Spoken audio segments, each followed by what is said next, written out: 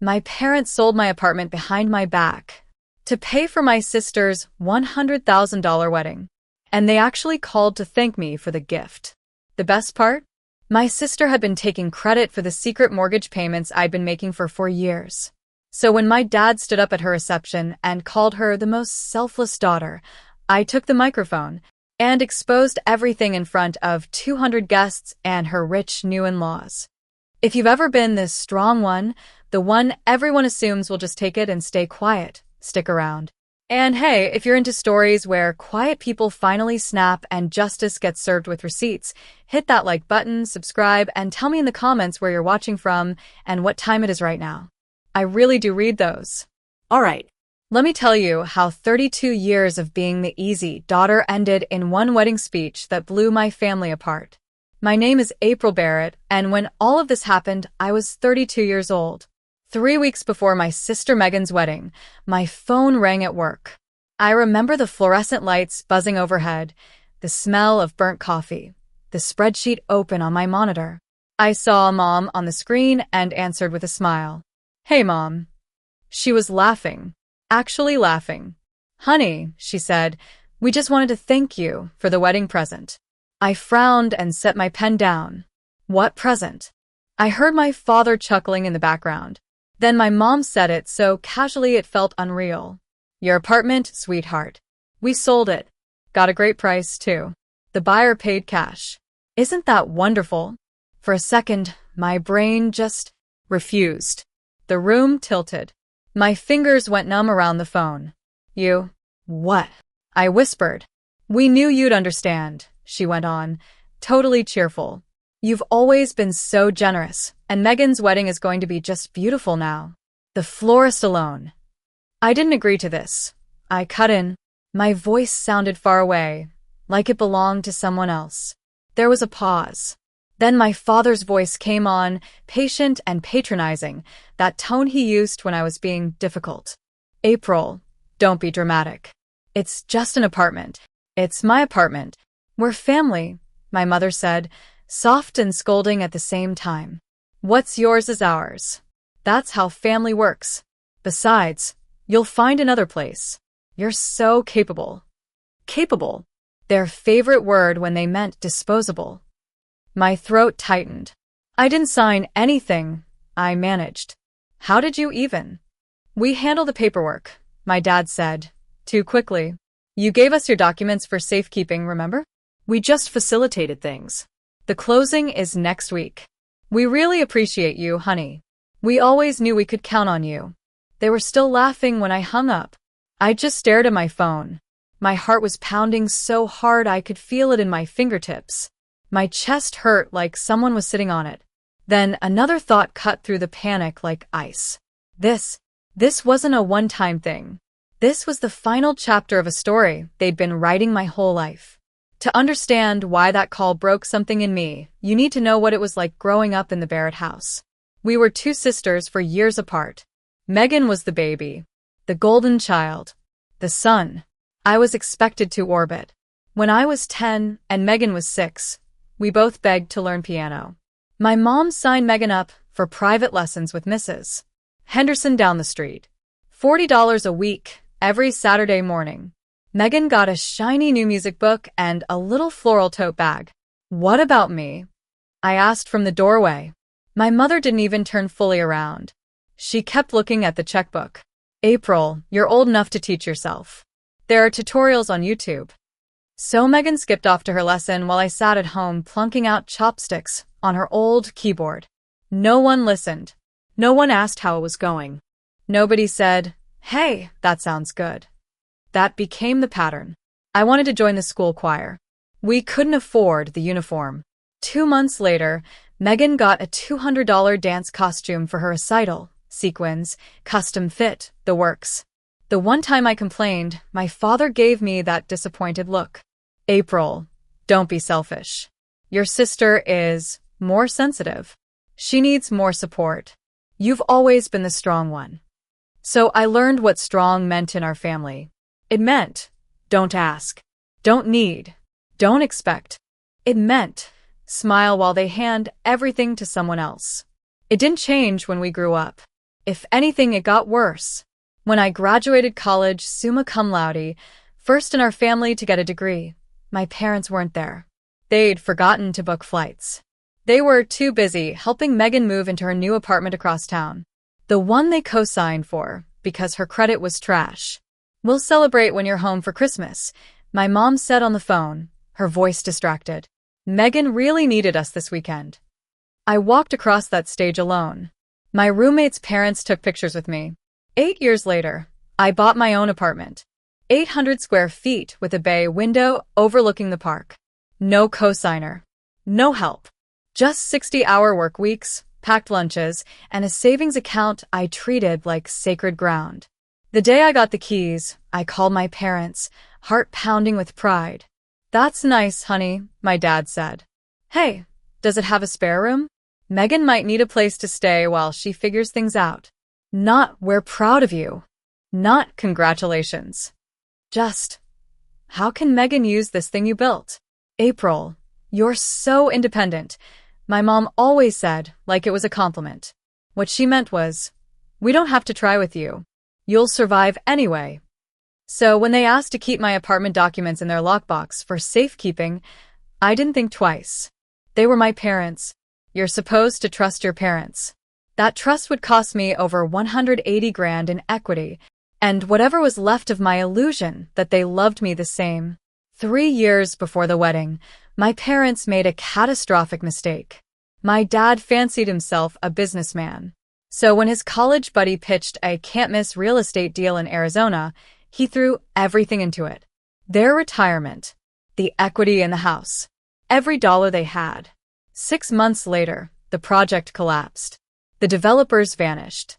The bank taped a foreclosure notice to their front door. I found out by accident. A letter from the bank showed up at my apartment. Wrong address on file. Past due. Final warning. My hands shook as I called the bank. The woman on the phone calmly explained how close my parents were to losing the house.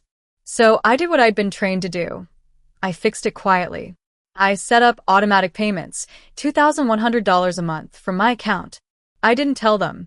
I didn't want to see my dad's pride crack or my mom's guilt perform itself. I didn't want the "we'll pay you back someday" lies. I just handled it. For 4 years. 48 payments.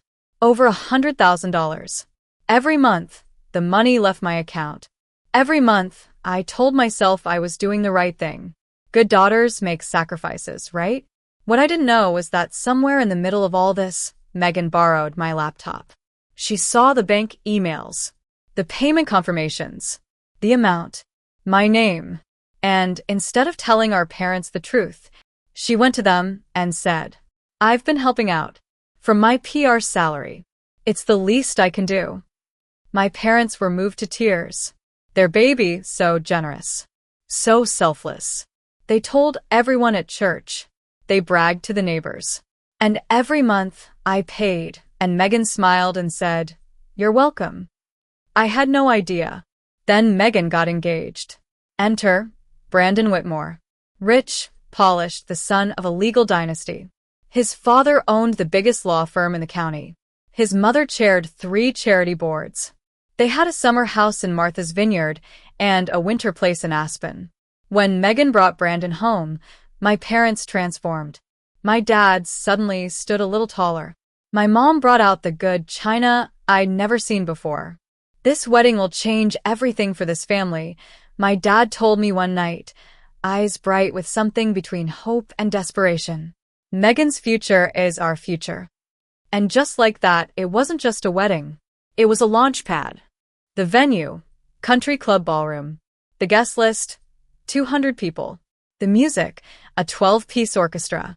Fresh flowers flown in from Holland. Price tag? Roughly $100,000. Money they absolutely did not have. "Megan can't afford both the mortgage and the wedding," I overheard my mom saying. "She's already sacrificing so much for us. We need to find another way." I remember thinking, confused, how is she paying a $2,100 mortgage on a $3,000 monthly salary? I shrugged it off. Maybe she got a raise. Maybe Brandon was helping. I had no clue that another way meant selling my apartment. Or that Megan had already assured them I'd be fine with it.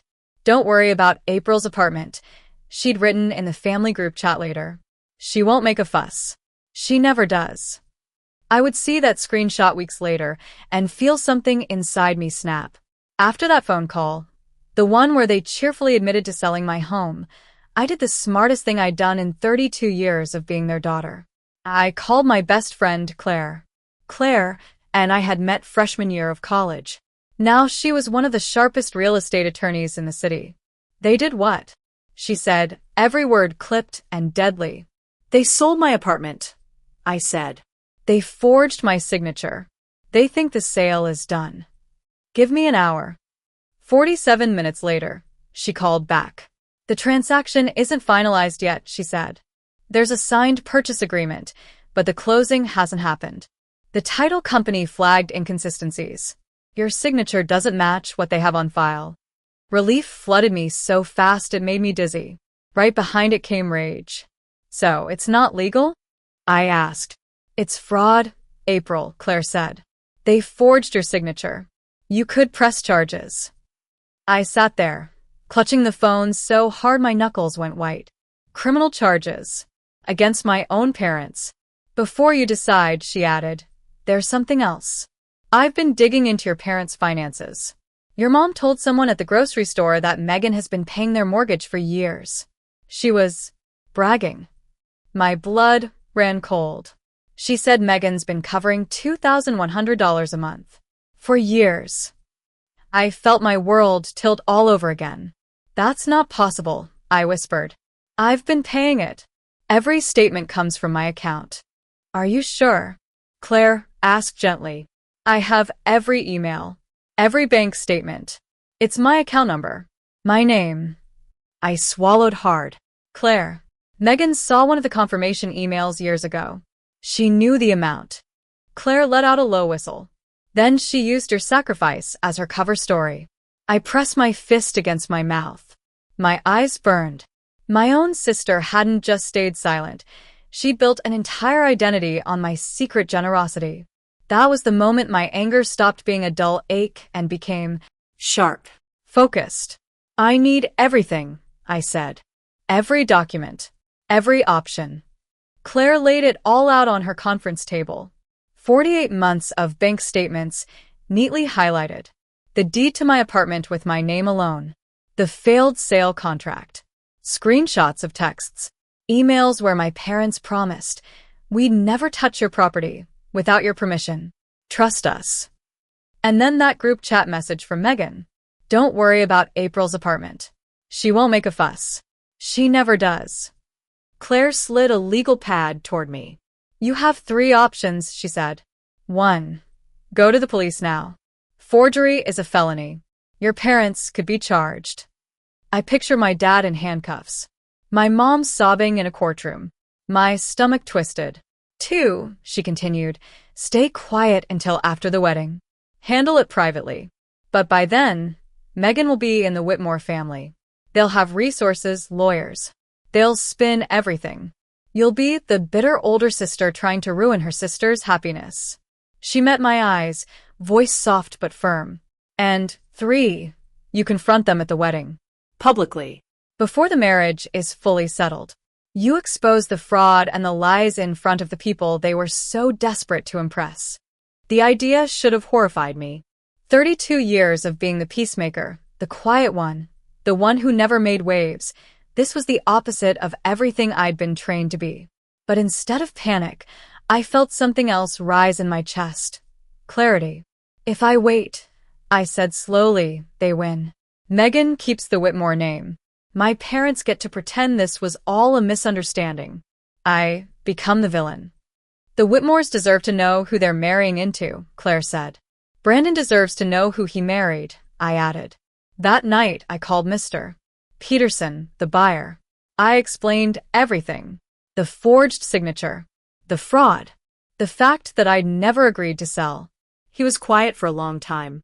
Then he said, I'll call my lawyer. 2 days later, the sale was officially dead. Deposit returned. Contract void. My parents didn't know. The wedding was in 10 days. I wasn't planning on destroying them. I just wasn't going to let them destroy me. The morning of the wedding, I woke up in my apartment. My apartment. Still mine. Still filled with the little pieces of my life. The sage green bedroom walls I'd painted myself. The couch I'd saved 6 months for. The chipped mug I loved for no good reason. Sunlight filtered through the bay window and spilled across the floor. Somewhere across town, Megan was probably sipping champagne while a stylist pinned crystals into her hair. On my bed lay the bridesmaid dress she'd picked for me, a washed-out pink that made my olive skin look sallow. She declared it perfect for the aesthetic. I suspected it was perfect for making sure I blended into the background. Beside it sat a manila folder. Inside was everything. 48 months of bank statements with my name at the top. The original deed to my apartment. The cancellation of the fraudulent sale. Emails where my parents promised to keep things safe. The screenshot of Megan writing, "She won't make a fuss. She never does." I put on the dress. It looked as bad as I'd expected. I slipped the folder into my purse and looked in the mirror. I didn't look angry. I didn't even look nervous. I just looked done. They'd written my role for me. Be quiet, stand pretty, smile in the pictures, keep paying the mortgage, let Megan shine. They had no idea I'd rewritten the script. The Whitmore Country Club looked like a wedding magazine spread come to life.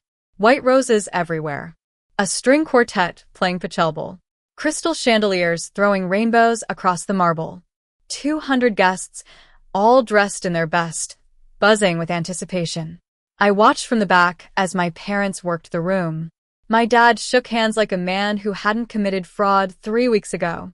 My mom floated from group to group in a new dress, voice syrup sweet. Both our daughters are so selfless, she was telling Mrs. Whitmore. Megan has been supporting us financially for years. And April, she gave up her apartment so her sister could have the wedding of her dreams. I felt my fingers curl tighter around my purse strap. The folder pressed against my hip like a heartbeat. Across the room, Megan caught my eye. She was stunning. I won't lie. White silk, lace a perfect veil. Her makeup was flawless. Her smile even more so. Wide, delighted, innocent. She waved at me. I saw zero guilt in her eyes. Just confidence. This was her day and I was supposed to play my part. Fine, I thought. I'll play my part. Just not the one you think. The ceremony was beautiful. Candlelight. Vows. Tears at all the right lines. Megan trembled when she said, "I do," and Brandon looked at her like she was made of light. If I hadn't known what I knew, I might have cried. By the time we reached the reception, I was sitting at the family table, the folder hidden in my lap. The orchestra played. Crystal glasses clinked. People laughed. Then my father stood up, champagne in hand. He tapped the glass for silence. My stomach clenched. "Family," he began, voice booming. "That's what today is about. Sacrifice. Coming together. Everyone doing their part." I stared at the white tablecloth. My pulse hammered behind my eyes. "I want to thank the people who made this day possible," he said, pausing for effect. First, he praised Megan. How she had supported the family financially for years. How selfless she was. How she'd kept them afloat. Megan ducked her head in fake modesty. People murmured, impressed. And to April, my father said, turning to me with a proud smile, who gave the most generous wedding gift, her apartment, so her sister could have the wedding of her dreams. 200 heads swiveled toward me. Applause erupted. They expected me to smile. Maybe wave. Maybe pretend I wasn't dying inside. Instead, I stood up. "Dad," I said. My voice rang out, clear and steady. "Would you mind if I said a few words?" His smile flickered. For the first time, I saw worry in his eyes. But with 200 guests watching, he couldn't say no. "Of course, sweetheart," he said, handing me the microphone. "The floor is yours." He had no idea. "Thank you," I said, taking the mic. The weight in my hand felt right. I turned to the room, let my gaze sweep over them. The Whitmores. Our church friends. My extended family. Wedding vendors pausing mid-step. "I do have something to say," I began, "about those sacrifices my dad just mentioned. It was like someone hit mute on the whole ballroom. Even the waiters froze. At the family table, Megan's smile wobbled. Her eyes locked on mine. I saw it, the exact moment she realized what was happening. Since we're sharing, I continued, I think everyone deserves to know the whole story. My mother leaned forward. Confusion. Fear. My father's jaw tightened. I want to start with my apartment, I said. My dad thanked me for giving it up for this wedding. I took a breath. I didn't give it. I didn't sell it. I didn't even know it was on the market until 3 weeks ago. A ripple of gasps moved through the crowd. My parents sold my apartment without my knowledge or consent, I said, voice level. They forged my signature on the sale documents. April, that's enough. My father snapped. I'm not finished, I said calmly, not looking at him. And I have documentation proving everything I'm about to say, so please let me finish. I pulled the original deed from the folder and held it up. My name, I said. Sole owner. 8 years of savings. I never gave anyone permission to sell this. Murmurs now. People shifting in their seats. The good news, I added, is that the sale wasn't legal. The title company flagged the signature. I contacted the buyer, Mr. Peterson. When he learned the truth, he canceled the deal and got his deposit back. I held up the canceled contract. So no, I said. My apartment wasn't given for this wedding. There is no money coming from that sale. My home is still mine. I let that settle. My parents looked like someone had pulled the floor out from under them. That's one lie, I said quietly. Now, let's talk about the other. I turned to Megan. My dad said Megan has been supporting our family financially for years. That she's been paying their mortgage. I tilted my head. Isn't that right, Megan? Her lips parted. No words came out. Here's the truth, I said, lifting a stack of papers from the folder. For the last 4 years, I've been paying my parents' mortgage. $2,100 a month. Every month. From my account. I held up the bank statements. My name, I said. My account number. 48 payments. Over $100,000. The statements moved from hand to hand, Mr. Whitmore, Mrs. Whitmore, some of our relatives. Eyes widened. Mouths tightened. I turned back to my sister. Megan, I said, you saw one of my confirmation emails years ago. You knew I was paying. And you told them it was you. I was going to tell them, she stammered, panic cracking her voice. You took credit for every payment, I said, my voice steady. Every time Mom bragged about your sacrifice. Every time Dad thanked you.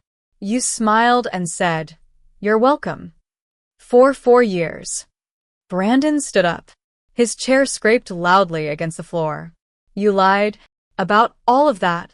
He asked, staring at her like he'd never seen her before. Megan reached for his arm. Brandon, He stepped back. That wasn't a mistake, I said. That was a choice. Over and over again. I swallowed, feeling the lump in my throat. I paid their mortgage because I loved them. I never asked for recognition. I never told anyone. I looked at my parents. My voice shook just a little.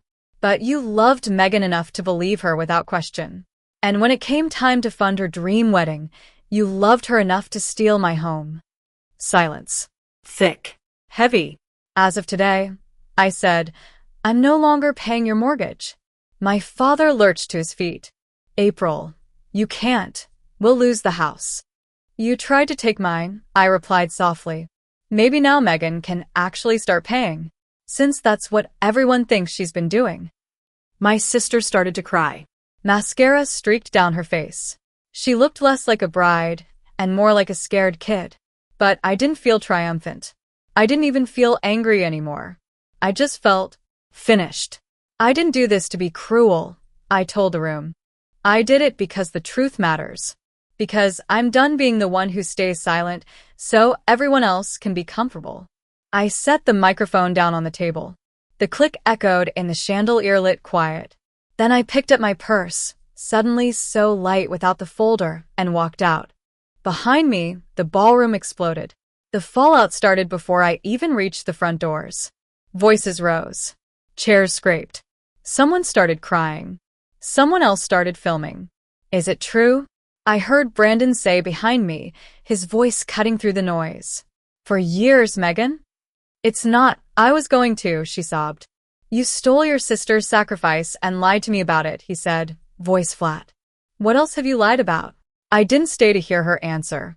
In the hallway, Megan caught up to me, heels clacking on marble. How could you do this to me? She cried, grabbing my arm. On my wedding day? I turned to her. No, Megan. You did this to yourself. On every day you took credit for something that wasn't yours. My mother appeared, breathless. April, please, we can fix this. We can talk. We should have talked when you chose to sell my home, I said. You didn't ask then. You don't get to ask me for anything now. For a moment, her face crumpled.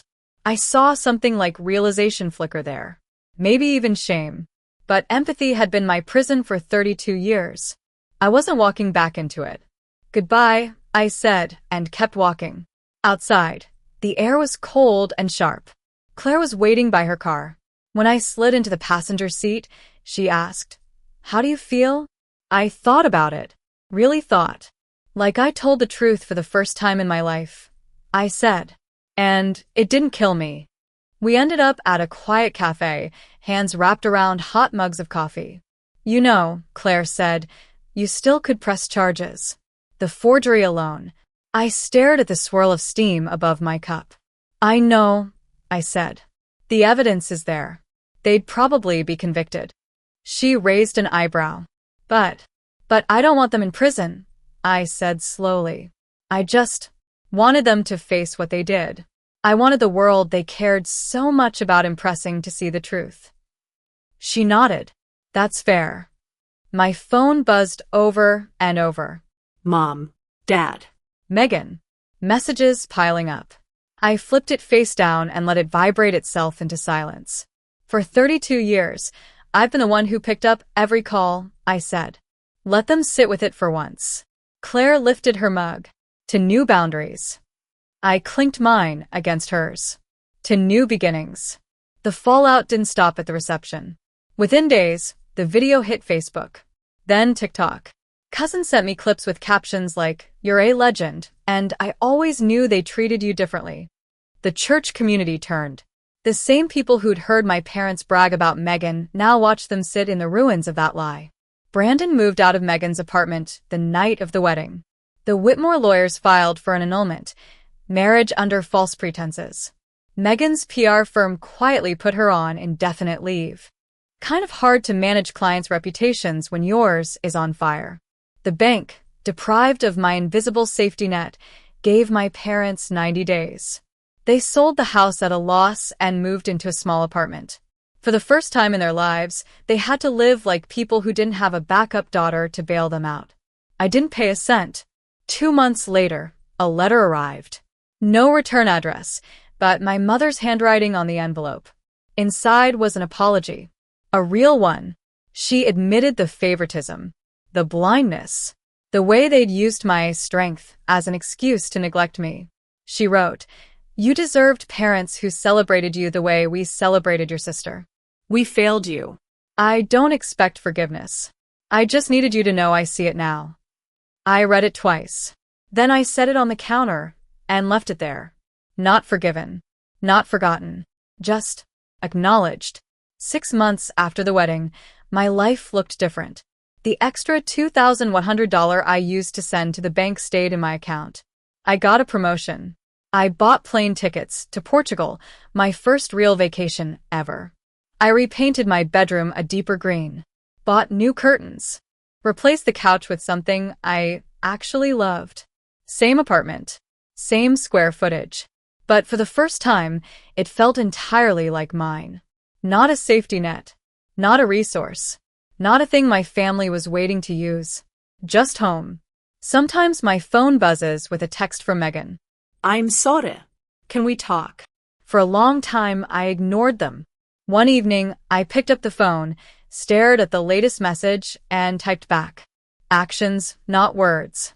Show me you've changed. Then we'll talk. I hit send. Maybe she will. Maybe she won't. Maybe my parents will spend the rest of their lives trying to earn back a sliver of my trust. Maybe they won't. That's not my job anymore. Here's what I've learned. Being the strong one doesn't mean being the doormat. Being quiet doesn't mean being invisible. And being a good daughter doesn't mean sacrificing your entire life so other people can play the victim and the hero at the same time. Family isn't just blood, it's respect. And respect goes both ways. Or it goes nowhere. I used to think my silence made me noble. Turns out, it just made me easy. I'm done being easy. If you've ever been the quiet one, the one who got overlooked, the one whose work someone else took credit for, I see you. Tell me in the comments, what's your line now? What's the boundary you refuse to let anyone cross again? If this story hit home, tap that like button, subscribe for more true revenge stories, and share this with someone who needs a reminder that they're allowed to stand up for themselves. Thanks for listening. And remember, you don't need anyone's permission to be enough. You already are.